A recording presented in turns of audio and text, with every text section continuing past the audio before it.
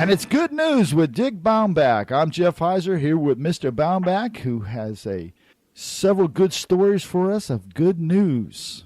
How are you, Mr. Baumbach? I am fine, and I'm just hoping that we can keep giving people good news because we really need it. Yes, we do. We really do. There's so many things that are so negative and so down. There's such downers in our world right now. You know, it's always refreshing to hear some good news. And your first story is a very refreshing story. It's about a company who creates a win-win situation by repairing good clothing that is destined for landfills. How did they know this?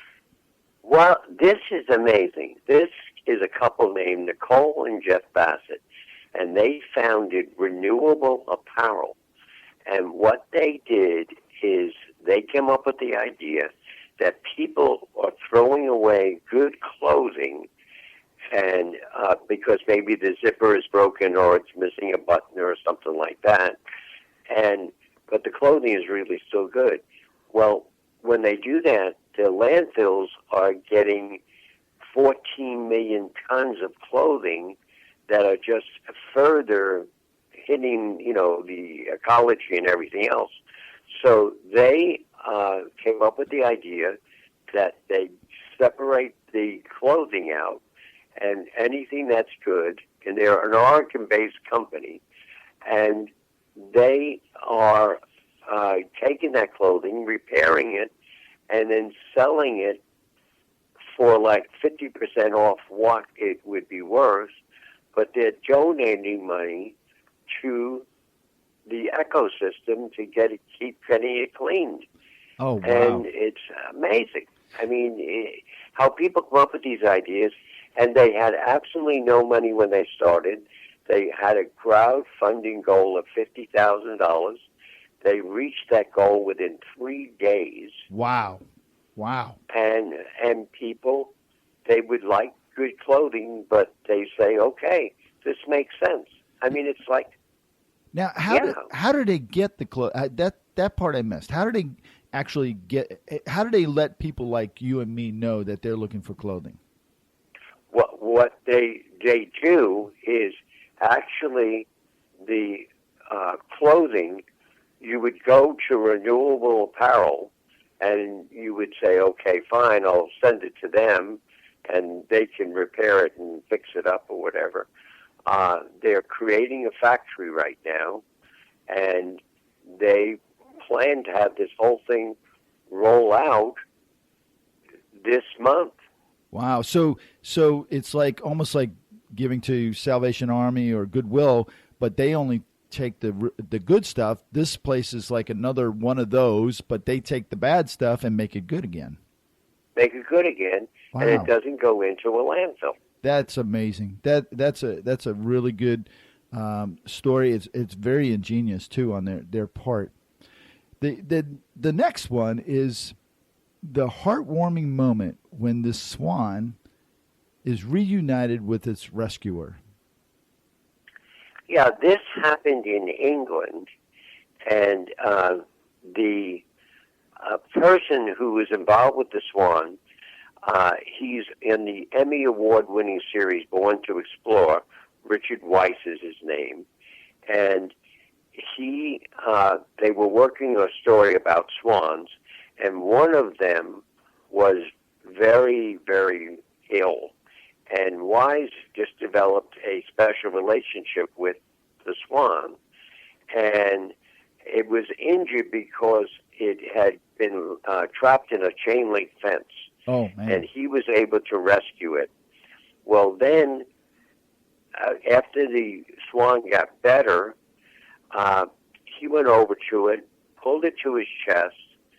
The swan didn't fight him off. In fact, what the swan did, it took its neck and it wrapped it around his neck.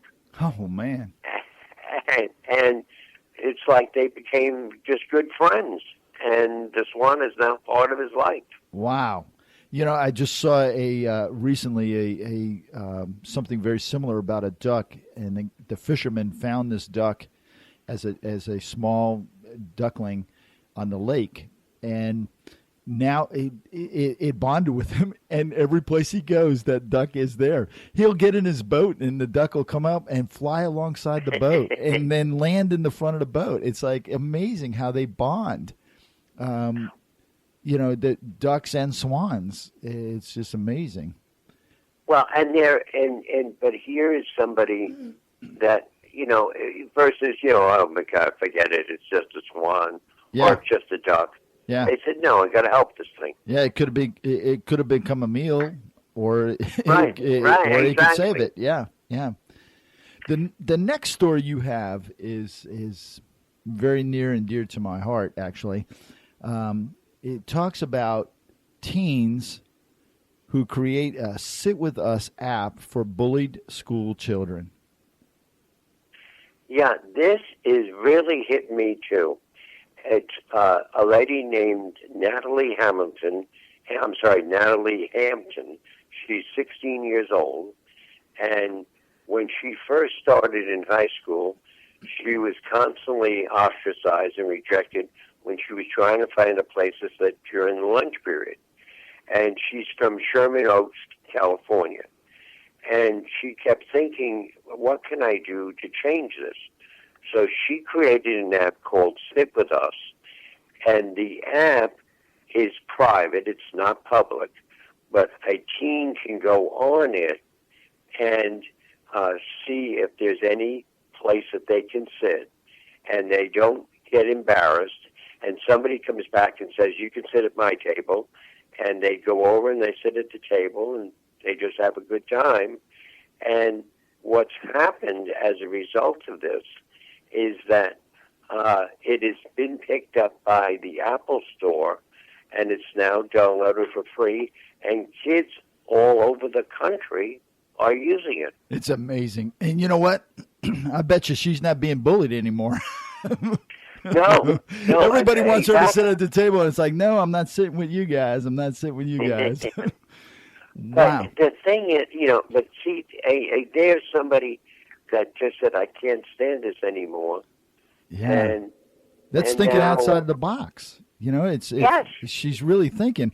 And, I'm sitting here thinking about this. This could apply not just to kids, but think about the employees that work in big corporations, like the GEs and the Harrises and the Googles and the Microsofts. There's people there that do the same thing. Absolutely. When they go to the cafeterias, they're looking around and it's like, who do I sit with? Oh, I'm not sitting with that person. They pick on me. I'm not sitting with that one. They're so-and-so. But if they had that app and they could just look at it, oh, man, what an idea. That's really something. Really something. The next one is also one that's very near and dear to my heart because I've been working lately on a lot of things solar, trying to convert some things over to solar, and I've been successful. And this here talks about a huge solar facility to give power to over 1 million African people. Yeah, and so you'll really understand this and it can explain to our listeners. This is in Morocco. They have built the largest solar plant in the world. It will generate 580 megawatts of electricity. Wow. And it will serve 1.1 million people. It's scheduled to be finished by 2018. And Morocco's current energy is mostly from imports. And what the nation is now hoping is that by 2030, they'll be able to help everybody around them with solar energy. That's incredible. Now, does it say how big the facility is going to be, how many panels or what have you? No, it doesn't say that, but it says that it's going to be the largest one with panels. It doesn't say specifically how many in the world. Yeah, we have one here in Florida, not too far from us, and I think it's like 10 acres or 20 acres. And it doesn't even cover our county. It provides power, but it doesn't make enough power to provide all of the power that our county requires. And I'm thinking about the size of what this one must be out in Morocco. It's got to be huge, but it's free power. Once they install it, it's free. I mean, there's not a lot of maintenance to it. You have maintenance to the lines and what have you, but basically you put these panels in and they just start generating power. It's amazing. Well, see, the funny thing you said too, Jeff, is because when we've been out in California visiting family, we've gone by huge fields of these panels. Yes. Yep. And I'm thinking, this is going to be bigger than that. Yeah, isn't that amazing? Yeah, the problem with solar, and they must have figured this out now, is you make all this power, and then that's great, and you're making it during the day, but what do you do at night? And so you have to have a way to capture this power and store it. And so the batteries, for a long time, have been the limiting factor in solar power because they were either too big or too bulky or too expensive. But the battery technology, thanks to people like Tesla and others that are building cars and what have you, the battery technology has changed. And so you're able to bring that battery bank way down in size and way up in capacity, and it makes things like this very possible, which is... It's amazing. It's very amazing, very amazing. And what is amazing is that this has been another week of good news with Dick Baumbach, and we greatly appreciate what you bring to us. Well, thank you, and I can't wait till next week and more good news stories. Now, I hear that you have something planned for us, and do you want to let us in on any secrets? I don't know what you're talking about. Isn't there a change coming to good news a little bit? Well, yeah, we're going to try a little different twist here, and I want to see how it works. But the listeners will have to wait till next week to see how that changes. That's what I thought. Mr. Baumbach doesn't give up many of his secrets. So until next week, thank you so much for joining Dick Baumbach and myself, Jeff Heiser, here on Good News. Have a great week. Take care. Thank you. You too. Have a great, good week, Jeff.